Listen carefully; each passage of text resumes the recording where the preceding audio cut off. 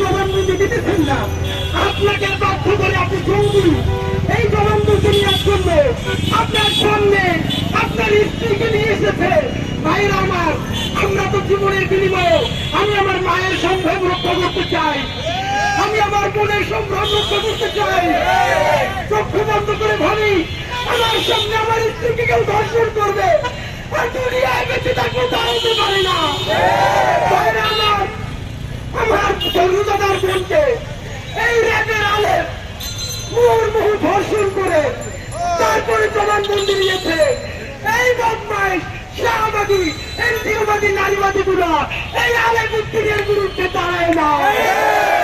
এর কারণ আমার বোনটা রোজাদার ছিল, ও যদি রোজাদার না হতো, যদি কর্তাওয়ালী একজন নারী না হতো, তাহলে তাদের সঙ্গে সে নারী হইতে পারত।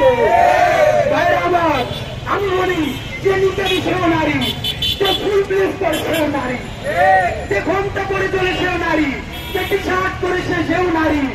কোন পুরুষকে ইসলাম এবং বাংলাদেশ রাষ্ট্র অধিকার দেয় নাই কোন মেয়ে কোন পোশাক পরে হেঁটে যাবে, আর আমি সেটা তাকে সূত্র দেওয়ার অধিকার আমার কেউ দেয় নাই। যদি তোমার সূত্রতে মনে চায় তুমি তোমার ঘরের বোনের সূত্র, তুমি এমন কাপড় পড়ো না। তোমাকে কে অন্যের বোনকে শাসন করার অধিকার দিয়েছে?